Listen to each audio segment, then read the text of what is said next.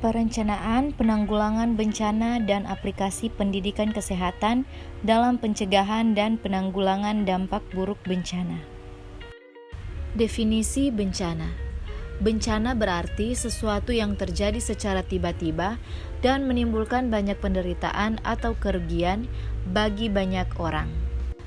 Dan bencana juga yaitu sebagai gangguan serius terhadap fungsi masyarakat, menyebabkan kerugian kepada manusia, harta, benda, atau lingkungan yang luas, serta melebihi kemampuan sumber daya masyarakat yang terkena dampak untuk mengatasi sendiri masalahnya.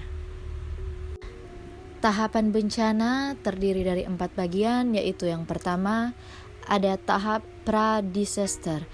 Tahap ini dikenal juga sebagai tahap pra-bencana. Durasi waktunya mulai saat sebelum terjadi bencana sampai tahap serangan atau impact. Yang kedua ada impact phase atau merupakan fase terjadinya klimaks bencana.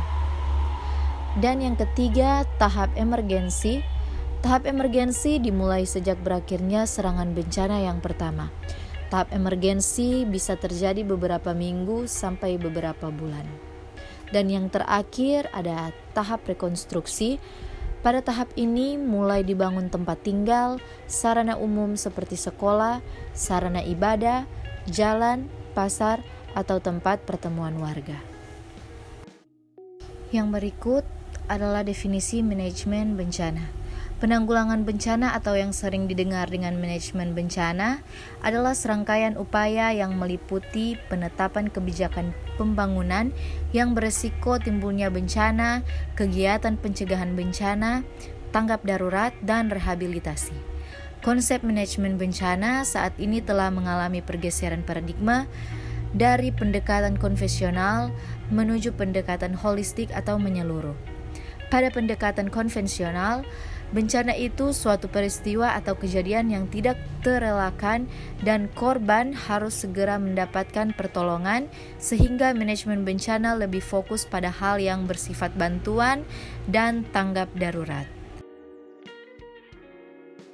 Tahapan dan kegiatan manajemen bencana terbagi menjadi 3 bagian, yaitu yang pertama sebelum bencana, yang kedua saat bencana atau tanggap darurat, dan yang ketiga pasca bencana.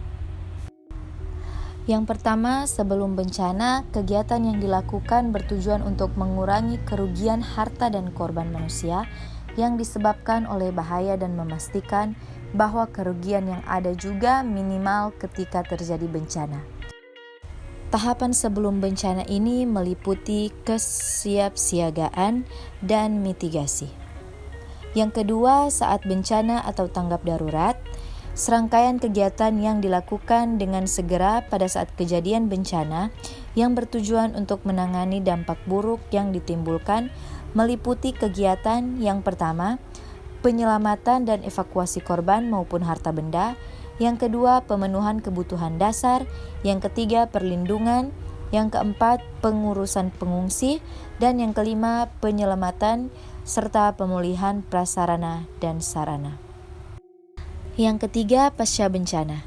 Penanggulangan pasca bencana meliputi 2 tindakan utama, yaitu rehabilitasi dan rekonstruksi. Pertolongan pertama pada korban bencana. Peran penting bidang kesehatan juga dibutuhkan dalam penanggulangan dampak bencana, terutama dalam penanganan korban trauma baik fisik maupun psikis. Keberadaan tenaga kesehatan tentunya akan sangat membantu untuk memberi pertolongan pertama sebelum perujukan ke rumah sakit yang memadai. Pengelolaan penderita yang mengalami cedera parah memerlukan penilaian yang cepat dan pengelolaan yang tepat agar sedapat mungkin bisa menghindari kematian. Pada penderita trauma, waktu sangatlah penting, karena itu diperlukan adanya suatu cara yang mudah dilaksanakan. Proses ini dikenal sebagai initial assessment atau penilaian awal dan triase. Prinsip-prinsip ini diterapkan dalam pelaksanaan pemberian bantuan hidup dasar pada penderita trauma. Triage atau triase adalah tindakan mengkategorikan, menuntut kebutuhan perawatan dengan memprioritaskan mereka yang paling perlu didahulukan. paling sering terjadi di ruang gawat darurat, namun triase juga dapat terjadi dalam pengaturan perawatan kesehatan di tempat lain di mana pasien diklasifikasikan menurut keparahan kondisinya. Triase terbagi menjadi beberapa bagian, yaitu yang pertama prioritas 1 atau warna merah merupakan prioritas utama diberikan kepada para penderita yang kritis keadaannya seperti gangguan jalan napas, gangguan pernapasan, perdarahan berat atau perdarahan tidak terkontrol, penurunan status mental.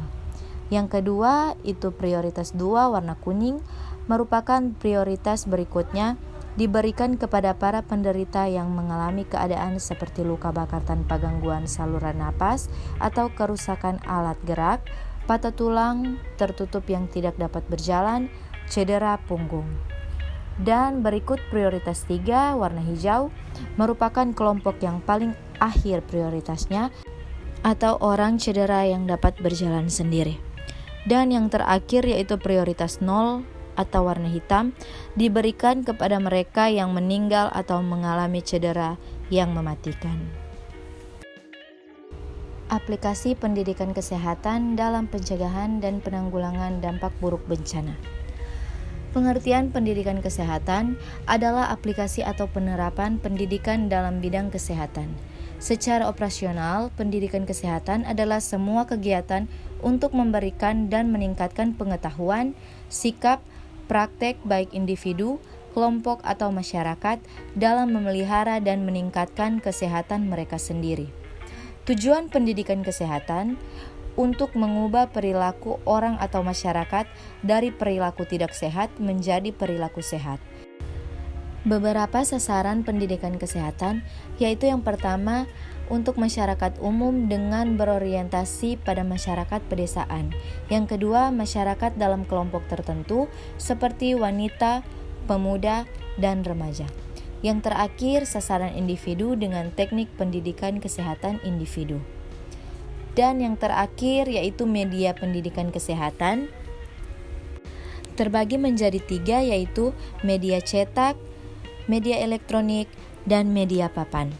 Media cetak contohnya berupa leaflet, flyer, rubrik atau tulisan pada surat kabar atau majalah poster. Media elektronik bisa berupa televisi, radio, dan sebagainya. Dan yang terakhir media papan bisa berupa papan-papan yang dipasang di tempat-tempat umum dan dapat dipakai dan diisi pesan-pesan kesehatan. Demikianlah video dari kami. Kami dari kelompok 2 mengucapkan terima kasih.